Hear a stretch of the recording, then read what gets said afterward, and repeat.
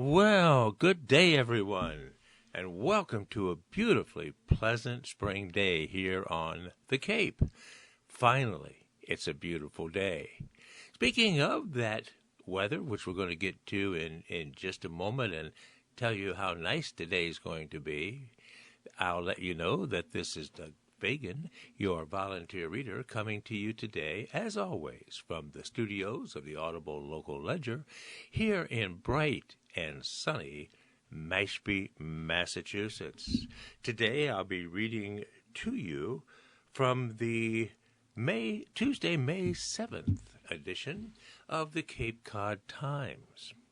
All right, now that we have those prelims out of the way, let's get back to the weather. Today, it's going to be near 70. Can you believe that? It's projected to be a high of 67 degrees today with mostly sunny skies, which it's a long time overdue, if you ask me. Moving into tonight, we're going to get some low cloud cover and a low of 47 degrees. Now, you've heard the good weather and the good things for today. Here's what's coming up that's not so good. Tomorrow, Wednesday, 58 degrees, cloudy, cooler, and some rain. A Wednesday forecast and a Friday forecast both include rain, unfortunately. A high Thursday of 56 and a high Friday of 53. So after 3 straight days of clouds and rain, come Saturday we finally see the sun again and 55 degrees as a high. So today is going to be the best of the week until Saturday. So if you have to get out and about, got some chores to do, places to go, things to do, today is the day to do them. Because as I say, it's beautiful outside right now. All right, friends, let's divert from the weather now and head to page 1 of the May 7th Cape Cod Times. Hard to believe it's 1 week gone in May already, and this is probably the first real spring day that we've had. Whoops, let me go back to the weather here just a minute before we go to page 1. I forgot to tell you about temperatures around the Cape, which are very consistent with what's happening here in Mashpee. On the west side of Canal in Buzzards Bay, it's going to be a high of 71 today, and at Wareham, they're going to get up to 74. Now moving on to the Cape, Sandwich, close to the canal, is only going to have 66 degrees. Mashpee's going to have a high of 72, same as Falmouth. Barnstable is at 67 as a high today. Hyannis the same, and Dennis the same. Moving out to the elbow of the Cape at Chatham, you have a high of 62. Brewster, as we go up the Cape, 66 degrees.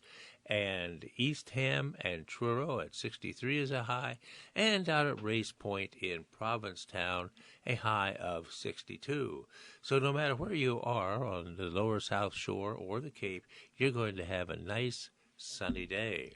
Now, looking at water temperatures, for those of you who are into swimming in the ocean, it's 49 degrees. Now, if you've got your wetsuit, that's fine, but 49 degrees in Cape Cod Bay, wind direction northeast 6 to 12 knots, wave heights minimal 1 to 3 feet. All right, let's move out to the islands. Out at Oak Bluffs in Martha's Vineyard, you're going to have a high of 67, same as here on the Southern Cape, and Edgartown the same. Sunny skies there as well. Moving further out in the Sound to Nantucket, you have a high of 61 degrees in Nantucket Village today, and Secaucet has a high of 60 degrees and sunny. Swimming in Nantucket Sound, the water temperature 53 degrees, which is 4 degrees cooler than Cape Cod Bay. 4 degrees warmer. Wave heights minimal 1 to 2 feet. Wind direction northeast 6 to 12 knots. All right, friends, there you have it, an overall summarized look at the weather on Cape Cod and the islands for today. So as I said previously, beautiful day. Get outside and try to enjoy it. All right, now let's go to page 1. Okay, a couple articles of local interest here on page 1 of today's May 7th, Tuesday, Cape Cod Times.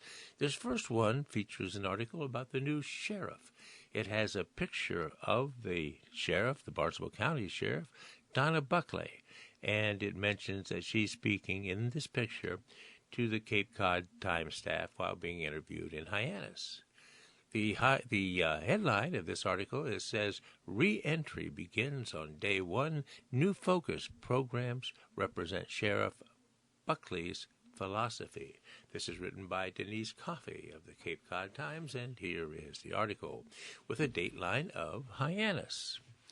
"The point of putting people in jail," said Sheriff Donna Buckley, "is to hold them accountable for their actions, but also to prepare them for release, for rejoining their families and communities as productive citizens, and to be hopefully less likely to commit future crimes.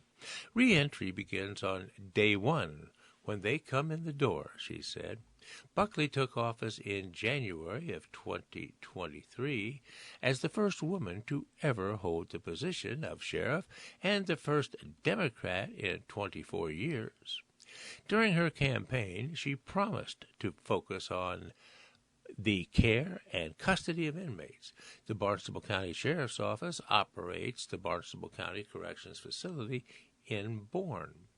In a wide-ranging conversation on April 25th, Buckley spoke with the Cape Cod Times about several developments at the Barnstable County Sheriff's Office. Some of the accomplishments and challenges have included staff realignment and training, creation of programs for incarcerated women, and the establishment of an in-house medical service. Buckley plans to invite the National Commission on Correctional Health Care to conduct an audit later this year for accreditation purposes. So, Changes in Medical Services Delivery is a title that leads us into the next paragraph. Buckley ended the contract with WellPath, LLC, the agent that provided medical care to inmates previously. A state audit conducted prior to Buckley's election found that medical appraisals were not being conducted in a timely manner by the agency.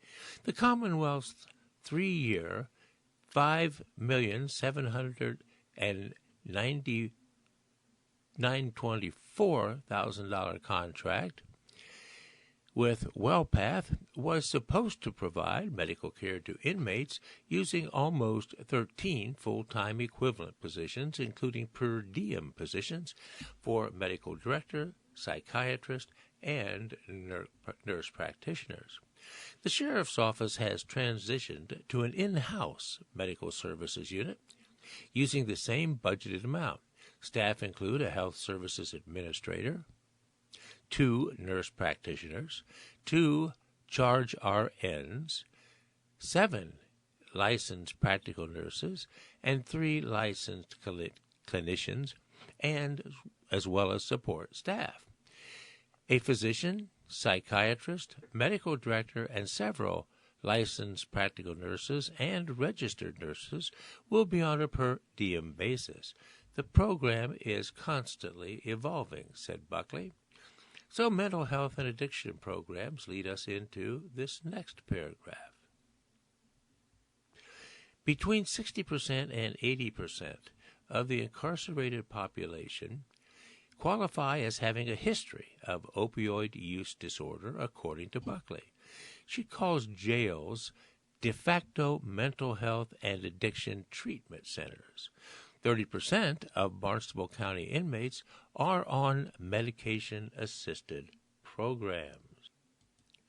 Sheriff Buckley has instituted an 8-hour mental health and first aid course for all staff members.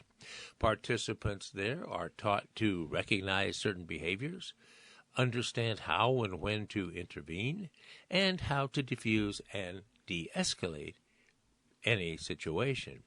Every inmate will receive an individual assessment that looks at their educational, vocational, health, and family backgrounds as well, so that the inmates can more readily work on specific goals and programs prior to their release. The Chief of Inmate Services and Programs has been made an executive-level position. Barbara Clarkson, who was hired in March of 2023, She oversees medical, casework, and inmate programs. The shift reflects an emphasis on holistic treatment of each incarcerated person, that is, according to Buckley. So what about women's programs? Well, a women's therapeutic treatment program was established and made available to pretrial and sentenced women. All women inmates are currently enrolled in a twice-weekly program provided by Grace Yoga in Falmouth. The women have access to fresh fruit, coffee, and use of a refrigerator. Buckley calls it an example of changing the environment of confinement. Components of a new case management model include reviewing medical, mental, and behavioral health issues, life skills, vocational and educational training backgrounds. This model is available to male and female inmates. So what about staffing to provide for these new programs? Well, the correctional facility has the capacity to house 588 inmates. Now, that's a lot. 588 is the potential for the correctional facility to house. The population on April 25th was at 179, including 154 men and 28 women. Another inmate had not been to court yet. Sheriff Buckley is using staff turnover, a decrease of 40 correctional staff, as an opportunity to realign the sheriff's office goals. Staff with social work, criminal justice, behavioral health, and vocational counseling backgrounds will use their individual skills to do more than provide security services, Buckley said. She is hiring a data person to track numbers. Numbers will help tell the story of how successful our programs are and will be now and in the future, said Sheriff Buckley. All right, there you have it, an article about the sheriff, relatively new Sheriff Buckley, and the programs she's instituted and how they will be staffed to affect inmates. All right, let's move on to another. This next article on page 1 of today's Tuesday, the 7th of May, Cape Cod Times, focuses on Truro, but I'm sure that many of us are interested in all the various towns across the Cape. This article is entitled "Truro Voters Adopt 69-Acre Walsh Property Housing Plan." This is by Walker Armstrong of the Cape Cod Times. After nearly 6 months of delay, roughly 600 Truro voters turned up Saturday and Sunday at the Truro Central School, that field in the back, for a meeting of back-to-back town meetings inside a heated tent to vote on 57, and that's a lot, warrant articles.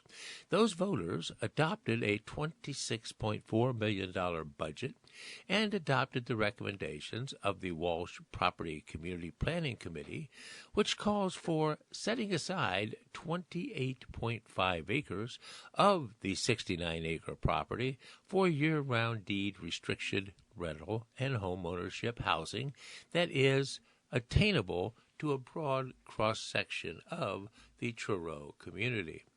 So this 7 acres for school, 4 acres for recreation statement leads us into the next paragraph. The Walsh Property Committee also recommended setting aside 7 acres to Truro Central School so the town could be eligible for state building money to expand or renovate the building.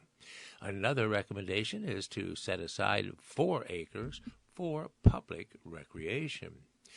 Voters gave their blessing to Article 11 in the annual warrant to take by eminent domain a property at 296 Route 6, known as the Truro Motor Inn, to develop affordable housing included by, but not limited to, workforce housing. So the study for public works building on Town Hall Hill leads us into the next paragraph. Voters rejected special town meeting meeting articles 2 through 4 that called for money to build and design a new Department of Public Works facility on property on Route 6, which officials had endorsed.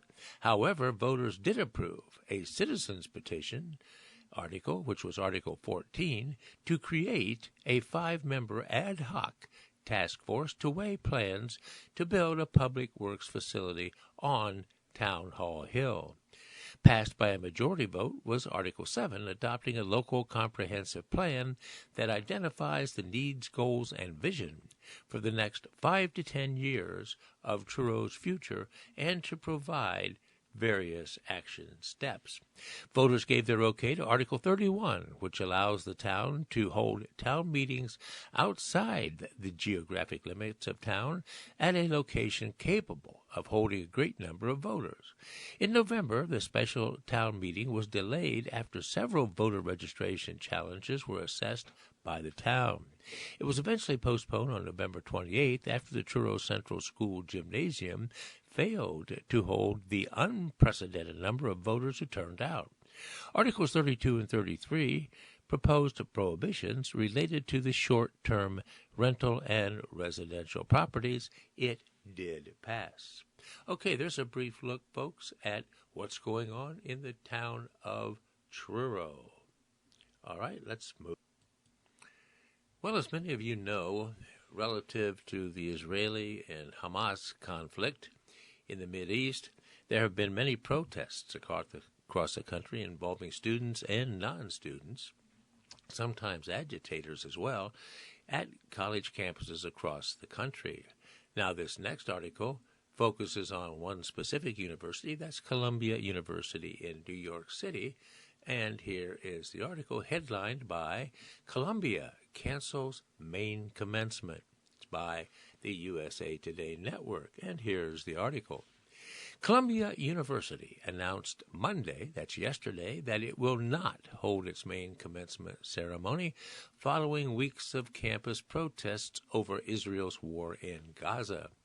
In a news release, the university said it chose to make school-level ceremonies the centerpiece of this year's graduation instead of a large formal ceremony. The university said it had consulted with student leaders in deciding how to handle graduation amidst the protests and the confusion on campus. The majority of the ceremonies, which had been set to take place on its Upper Manhattan campus, where most of the protests have taken place, will now take place at the main athletic complex about 5 miles away. On the same day yesterday, Emory University in Atlanta announced a relocation of its various graduation events, including the school's main commencement ceremony. Instead of taking place on the campus quad, the university-wide commencement ceremony will occur at an indoor arena in Duluth, Georgia, more than 20 miles northeast of the Emory campus. Please know that this decision was not taken lightly. It was made in close consultation with the Emory Police Department, security advisors, and other agencies, each of which advised against holding commencement events on our campus, so said the university in a statement. Both Columbia and Emory, where pro-Palestinian protests have roiled campuses and led to arrests, they have cited safety concerns in their statements regarding the changes in commencement. Monday's announcements from Columbia and Emory come as universities across the country and overseas continue to grapple with pro-Palestinian protests on campus. Over the weekend, police responded to several college campuses. Students in Michigan and Indiana interrupted and walked out of graduation ceremonies. Last month, the University of Southern California became the first university to cancel its main commencement in the aftermath of large pro-Palestinian demonstrations. So Harvard, to campers, leaves this statement, "Leave or be banned." This reflection of Harvard, this is said by Alan M. Garber, the president of Harvard, demanded in a statement on Monday that protesters break up a pro-Palestinian encampment in Harvard Yard or face a potential ban from the Harvard campus.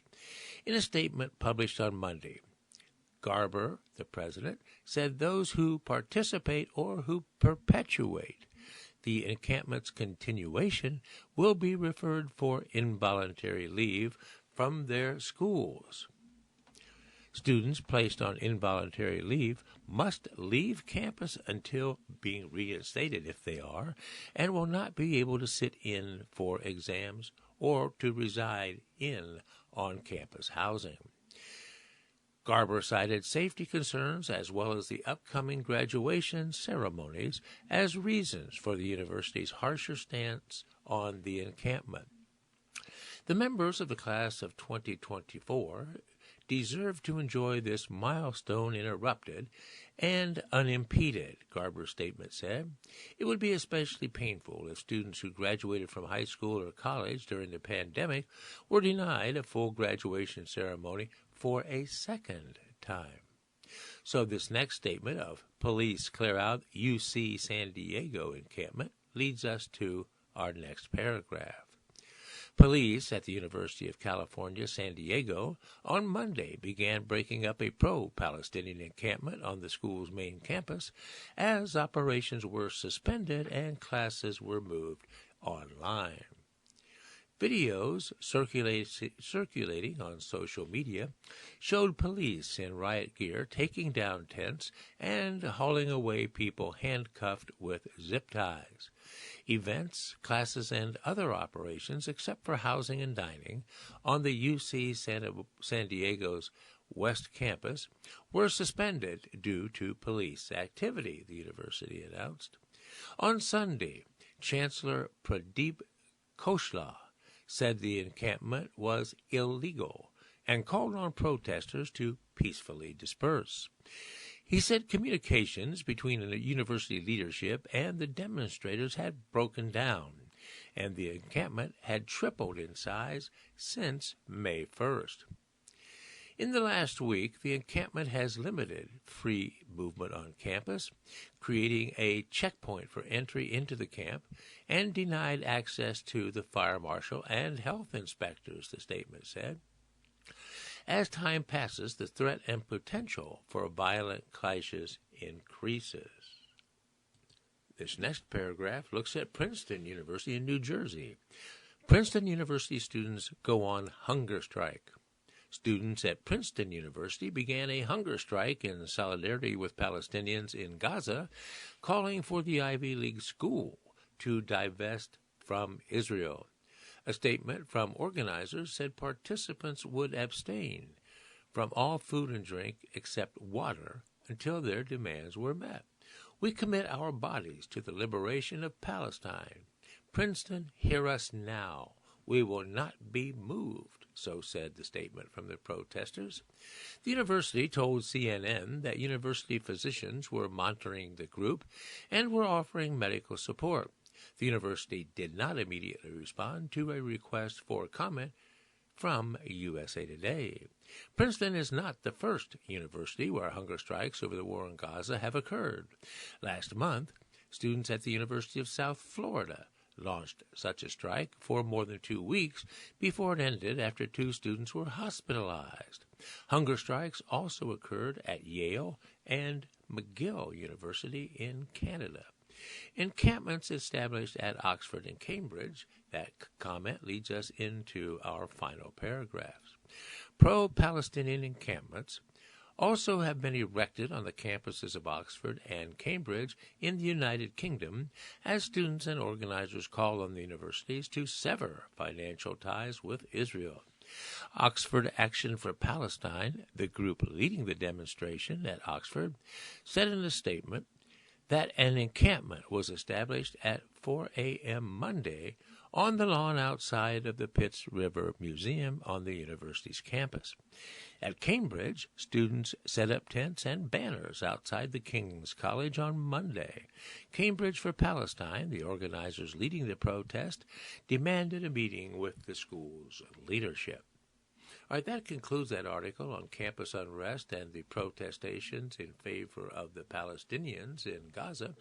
And as one can tell, it's not just happening in America, but around the world at different spots as well. That is, the pro-Palestinian protests against the war in Gaza. All right, friends, let's move on. Staying on page 1 for our last article there, you know that former President Trump is in trial for felony violations, and this next article is entitled "Judge Threatens Donald Trump with Jail Time." Says the fines haven't ended the violations of the gag order. And here's the article with the dateline of New York City, where the trial is being held. The 12th day of Trump's New York hush money trial began with a threat. Judge Juan Merchan told Trump that the $1,000 fines per day for gag order violations evidently aren't deterring the former president from violating those gag orders. For future violations, Merchan said, he will have to consider jail time. The judge made his statements as he issued a ruling holding Trump in contempt for a 10th violation of the gag order that bars him from commenting on jurors and witnesses. Merchan said that the magnitude of such a decision is not lost on him, but that Trump's violations threaten to interfere with the fair administration of justice. There are many reasons why incarceration is truly a last resort, the judge said. He said he worries about court officers and the Secret Services, as well as the broader implications. However, as much as he doesn't want to impose a jail sanction.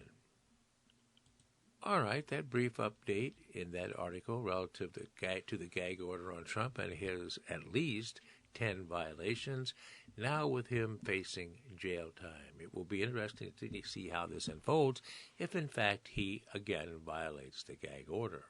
All right, friends, let's move on to page 3, the Cape and Islands. And here we find articles of local interest as well, the first being Photo Shoot, Vineyard Wind Flyover. It's by Steve Heaslip of the Cape Cod Times Network. And here is the article.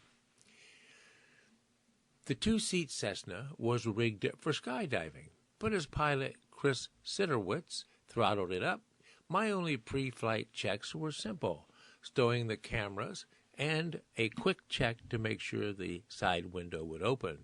The grass runway at Cape Cod Airfield in Marston's Mills was in fine shape after some dry weather. A steady tailwind from the north made our southbound journey a quick hop over to Martha's Vineyard. Before the plane was even off the Cape's coastline, our photo subject was visible over 20 miles away. The towers of the Vineyard Wind project were on the horizon. Even the Danish Shipsea installer at 430 feet long was visible. Vineyard Wind's site is about 15 miles due south of the island. Martha's Vineyard, that is. The turbines rise more than 800 feet from sea level to the tip of the blades. Each turbine, 62 in total when complete, are arranged in a grid spaced 1 mile apart. The two ships on site, the Sea Installer and the Cade Candies, an offshore supply ship at 309 feet long, were as easily visible from our high altitude. The smaller workboats operating next to the turbines were dwarfed by the structures. Our flight took us first over the offshore substation where cabling from all the turbines goes before heading to shore. Photographing from the left side of the plane took us on a continued path south along a row of turbines that had spinning blades. Like any photography, aerial image making is all about the light. The old adage, keep the sun at your back, works good for front-lit subjects, but over the ocean, shooting back into the sun from a high altitude gives a sparkle to the water. Photographing out the window of a plane going 60 miles per hour makes composing difficult, especially with the narrow field of view from a long lens. Our flight made 2 loops around the project. The first time was more practice, figuring the best angles, and the second put us right over the sea installer that carried all the components for a new turbine, from blades to tower sections and the hatchel. Time is money with a chartered photo flight, so after 2 passes it was back to the airport. The first time I photographed sea-based wind turbines was from a small chartered fishing boat off the Irish Sea off Arklow Island in October of 2005. Too much wind and not enough boat made for a choppy voyage. Now the turbines were on the home turf, and a smooth 1-hour photo flight brought back the images. But alas, there was no point of Guinness at an Irish pub with the captain and the end of the trip. And that article was accompanied by a photo showing one of the turbines and some of the boats in the waters below working. So there you have it, a reference to the turbines being built off of Martha's Vineyard. All right, let's move on to the next. This next article also has Cape origins, and it's entitled 2-Decade-Old Rape of a Child, Charges Brought Against Wellfleet Man. This is by Denise Coffey of the Cape Cod Times Network, and here is the article. Mario Girardi of Wellfleet appeared before Barnstable Superior Court Judge Mark Gilday on Monday to answer charges of 19 counts of rape of a child with force.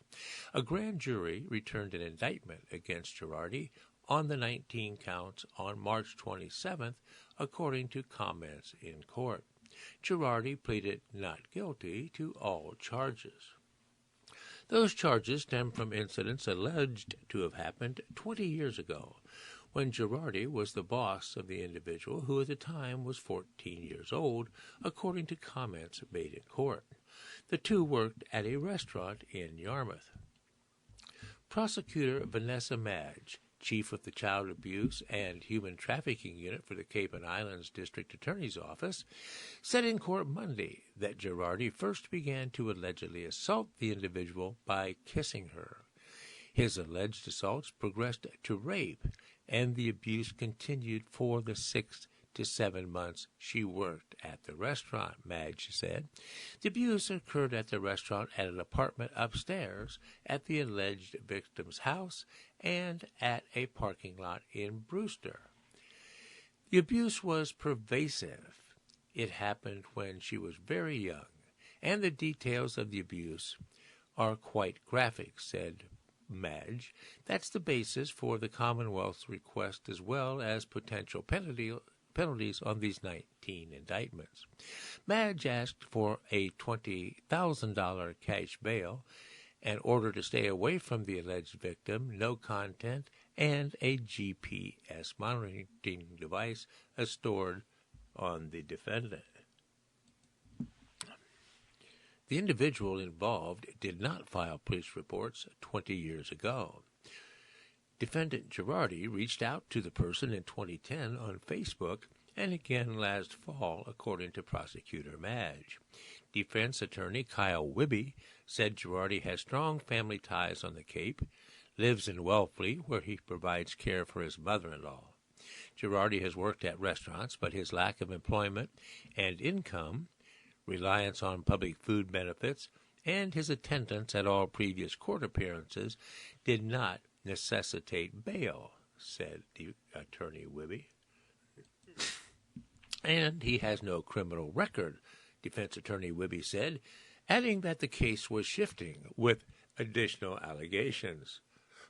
Prosecutor Madge asked the judge to allow the individual making the allegations to read a statement, but he declined, saying that's generally not the way it works. Because the defendant has no criminal record, has appeared at Barnstable and Orleans courts, and the fact that there was no request for a dangerousness hearing, Judge Gilday passed him on personal recognizance and released him with an order to stay away from the victim. The judge called for the allegations to be serious, but with the extended time since they occurred, he declined to order a GPS monitor for Girardi. A pretrial hearing is scheduled for June 20th at the Barnstable Superior Court.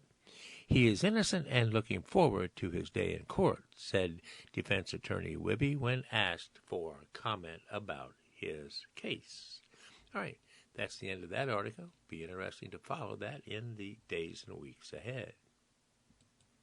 Well, friends, those of you who follow us regularly know that it's about halfway through the broadcast, and it's when we typically look at obituaries. However, it's a rather unusual day for obituaries here in the paper in that we have none. So let's move on to the lottery results. In looking at the lottery, the Mega Millions jackpot is getting way up there again. That jackpot is currently worth $306 million. The Powerball is at the beginning level of $20 million. And as you know, those tickets are $2 apiece, with the Mega Millions drawing being today at 11 o'clock tonight, and the Powerball drawing being tomorrow, Wednesday, at, again, 11 o'clock. So with that in mind, let's take a look at the more recent results in the lottery. First, starting with the numbers game held yesterday, May 6th. The midday numbers were these: 4, 5, 2, 3. Midday drawing yesterday, 4, 5, 2, 3. Now the evening drawing in the numbers game, those numbers were 87 and 64. 8764 for the evening numbers game drawing. Mass cash, again yesterday, here are those 5 numbers: 1, 16, 18, 24, and 33. Again, mass cash yesterday: 1, 16, 18, 24, and 33. Powerball, the most recent drawing, was held yesterday as well. Here are those numbers: 7, 23, 24, 56, and 60, with a Powerball of 25. Again, repeating yesterday's Powerball: 7, 23, 24, 56, and 60, with a Powerball number of 25. Now, the Mega Millions, the most recent drawing, was last Friday, the 3rd of May. Here are those numbers: 6, 13, 15, 53, and 56, and a Mega Ball of 11. Again, 6, 13, 15, 53, 56, Powerball number 11. And the Mega Bucks drawing, which was held yesterday, has 6 numbers, and here they are: 12, 23, 26, 28, 33, and 43. 12, 23, 26, 28, 33, and 43. All right, friends, that's a quick look at the most recent lottery drawing numbers. And for those of you who play, I say to you, good luck, players. All right, moving on to the lighter side, at least lighter for us, but not for the people who've written this article, into the Dear Carolyn column, wherein writers from out there in the land write to Carolyn seeking her advice with their various dilemmas. The headline here for this article is: Husband admits to an affair but wants the spouse to, quote, let it go. And here's the letter. Dear Carolyn, my spouse of 23 years recently admitted to an affair. This happened after I was suspicious for quite a while. I finally confronted him after being diagnosed with HPV. He told various stories and has finally settled in on saying he had a one-night stand with someone whose name he couldn't remember. In the last year, he has admitted to other inappropriate incidents. I suspect there's a lot more here than what he has said. He is now of the position that I should accept what he has told me and simply let it go. So, Carolyn, how do I move forward? I feel stuck in this situation with no clear way out. Signed, Anonymous. Here's Carolyn's response. Dear Anonymous, you have a whole lot of options, including some sparkly clear ways out when you're ready for them, not when he is. So, please say to him, then you can decide you're done and get a legal separation. Talk to an attorney first to protect your financial interest. Or you can tell your husband you're not satisfied with his answers given how many times he's changed his story. Tell him you believe there's more to this than he has shared with you, and you won't, quote, let it go, end quote, not without a commitment from him to work this out in counseling. Just make sure you're prepared to act on Plan B if he refuses. Or you can decide your marriage is and always has been a flawed thing, and you kind of always knew he was up to stuff on the side, and chose to look the other way because you had your reasons. You can recognize things are different now only because he's been less subtle about it. And then you can decide that choosing to stay would essentially be the same decision you've been making all along. Not everyone sees infidelity as a deal breaker. You can decide for yourself and for your own reason that it's not, that you get more from this relationship than his selfish cost you. And you can decide your old idea of the marriage has died at his hand. Rest in peace. But a new idea of the marriage works for you. You can treat this as an opportunity to make changes in your relationship that will serve you better. Emphatically, do not recommend agreeing to let it go just because your husband is pressuring you to do so. Some nerve. It's the kind of me-first thinking that explains why some people cheat, though reasons for cheating are varied and sometimes quite complex. You have agency here. It matters less how you use it than the fact that you do. Sorry you're having to deal with this. Good luck. Signed, Carolyn. All right, there you have it. The wife trying to seek options as to how to deal with her husband's admitted, at least one time, infidelity. All right, moving on. As many of the town meetings are occurring here in early May, this next article references Eastham and its town meeting, and it's headlined by Eastham Passes Budget and Hiring. Ballots vote ahead on Prop 2.5 requests. By Denise Coffey is this article of the Cape Cod Times with a dateline of North Eastham. And here it is. After no small amount of discussion, voters approved a hefty $44,180,055 operating budget on Saturday at a Chile town meeting. It was the first of many articles that brought voters to the microphones set up in the football field at Nauset Regional High School. The budget represents a 14.26% increase from last year, an increase based mainly on education costs, and special education costs for out-of-district placements are going to cost $335,000, and Eastham student enrollment increases will cost another $600,000. The school budget itself came in larger than forecast to the tune of an additional $85,000. That proposed increase brought several speakers to the microphones, citing the huge increase in taxes the measure would mean, especially for elderly and those living on fixed incomes. Resident Ian Drake took to the mic to push back on town manager Jacqueline Beebe's comment that Eastham enjoyed one of the lowest tax rates on the Cape. That's like saying we're the skinniest pig at the slaughter, Drake said. We're all getting slaughtered. That's a pretty interesting analogy. The skinniest pig at the slaughter, said this resident. The proposed budget and education override would increase real estate taxes for the median valued home to $5,000 and $5,642, a 14% increase according to the warrant.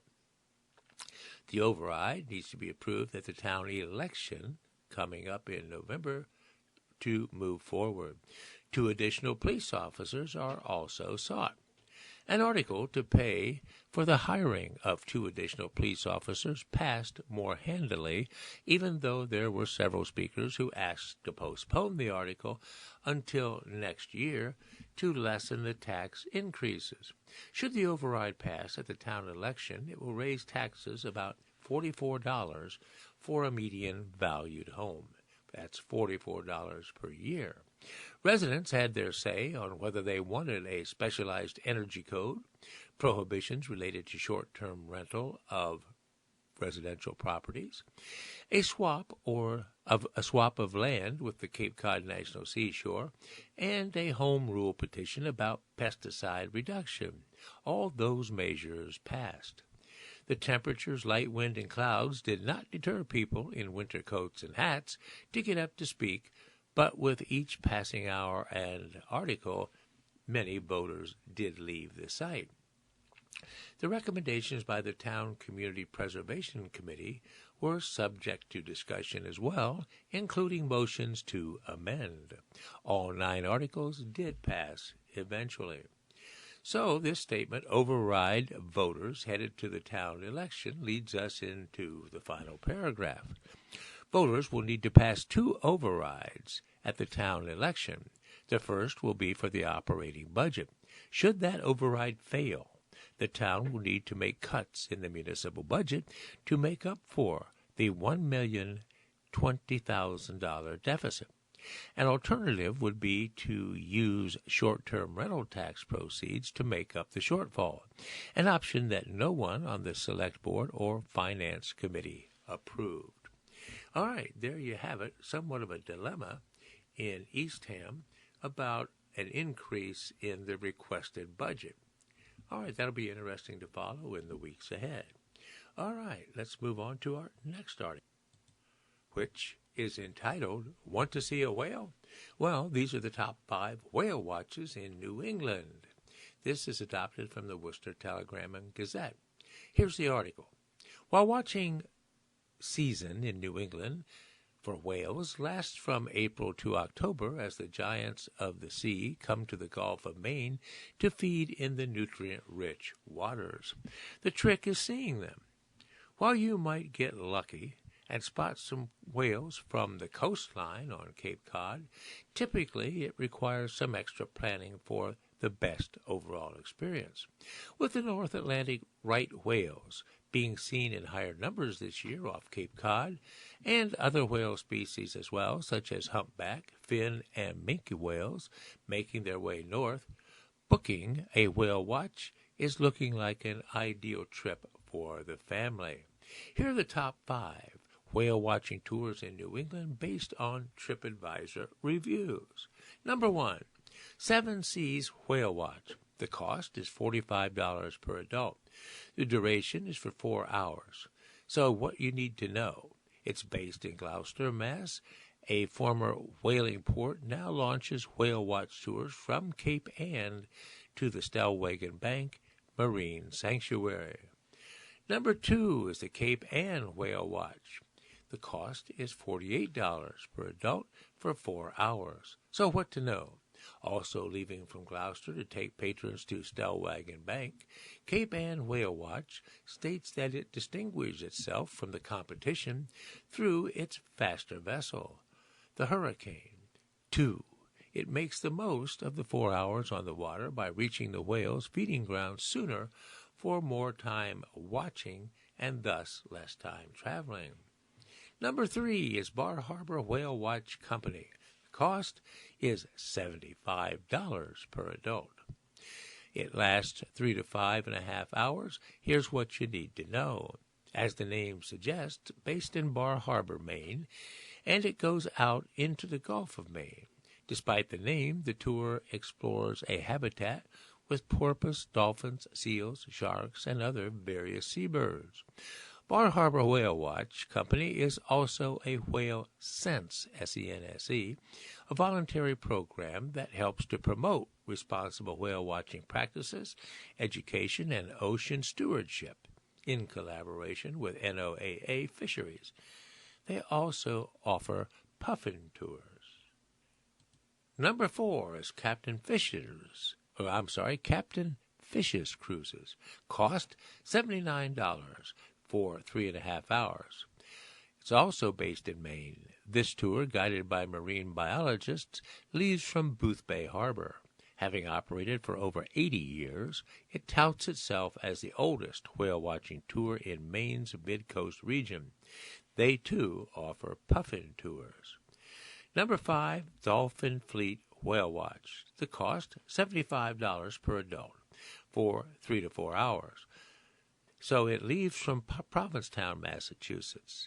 Dolphin Fleet facilitates scientific research, and each has 4 members of their staff as naturalists on board. Also will have a member of Whale Sense on board. So those are the top 5. Others there are, of course, but those are suggested as the top 5 whale watches in New England. Most are quite a ways from the Cape, so it would be wise to explore more local options. All right, moving on from this article to the...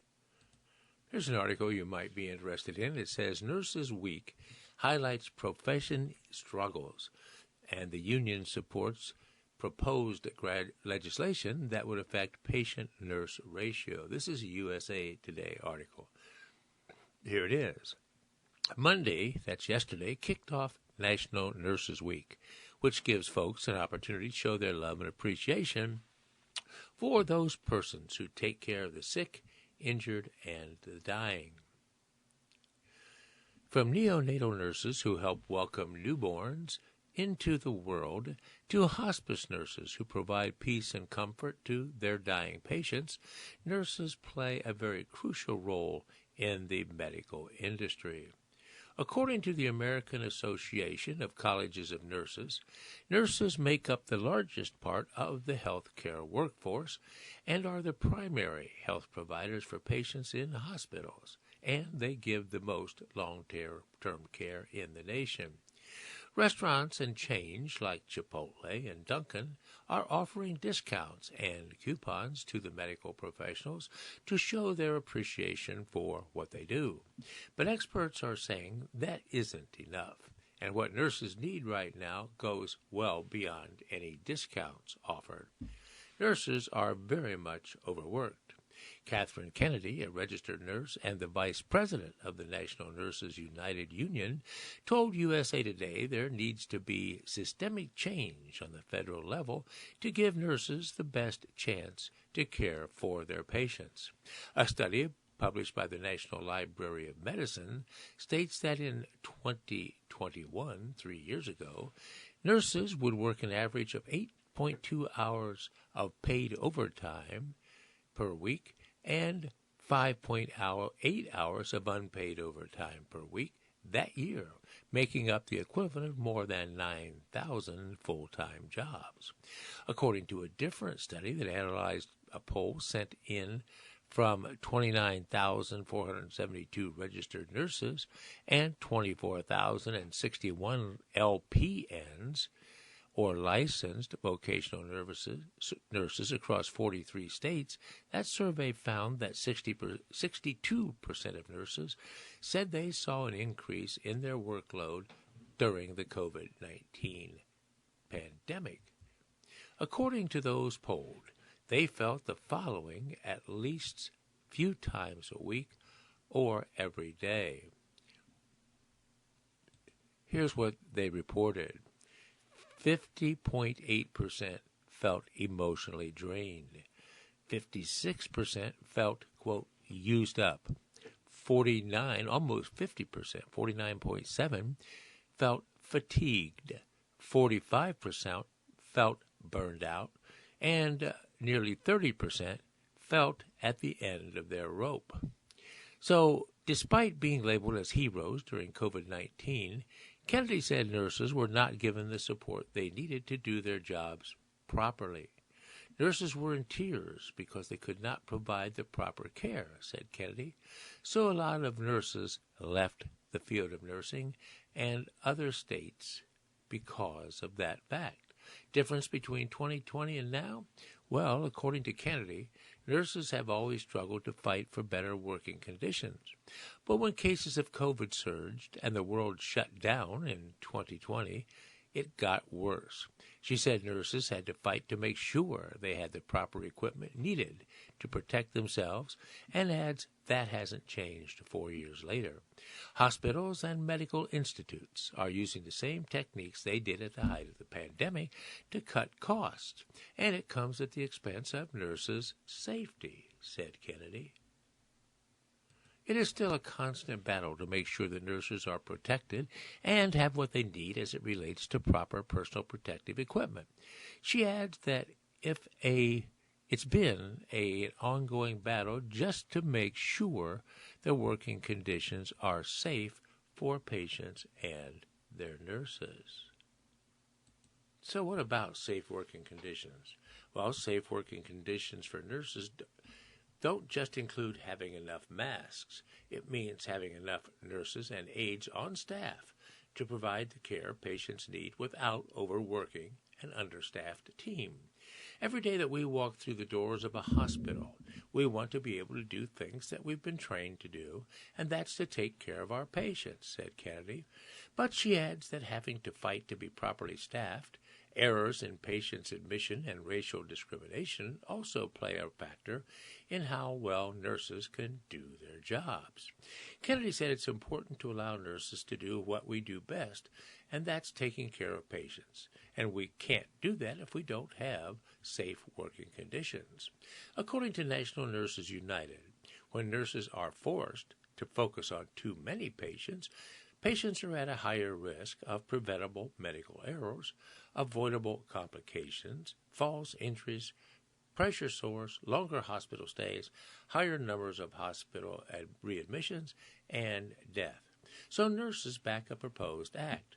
To avoid complications related to overwork, exhaustion, and burnout, the union supports the nurse staffing standards for hospital patient safety and the Quality Care Act of 2023. Although the act was introduced in March of 2023, it's still awaiting approval.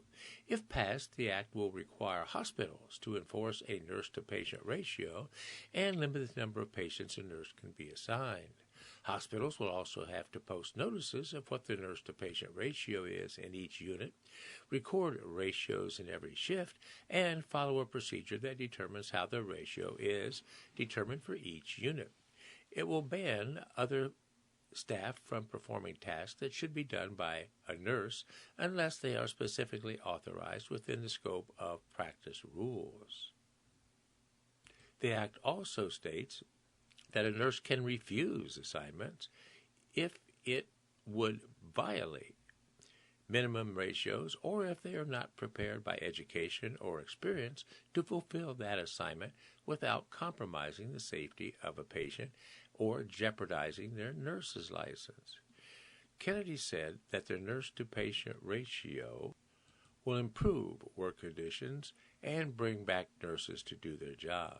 California already has a ratio in place, and Kennedy said it improves working conditions immensely.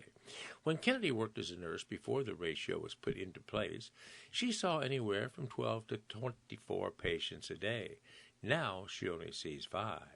According to the union, the ratio law reduced costs for hospitals, improved nurse safety and job satisfaction, and reduced spending on temporary RNs, overtime costs, and staff turnover. California is not an island, said Kennedy, and so federally we need to push the ratio law because the patients are no different in California than they are in Mississippi, Montana, or anywhere else. All right, friends, we're about to conclude today's broadcast. Kudos to our Boston Bruins, who won last night 5-1 over the Florida Panthers in the first game of the second round of the Stanley Cup playoffs. This has been your voluntary reader, Doug Fagan, coming to you from the studios of the Audible Local Ledger here in Mashpee, thanking you for the pleasure of your time to be able to read to you today for Tuesday, May 7th, from the Cape Cod Times, and I look forward to again reading to you and for you again next week. Have a great day. Enjoy today because it gets a bit worse after that until Saturday. So long.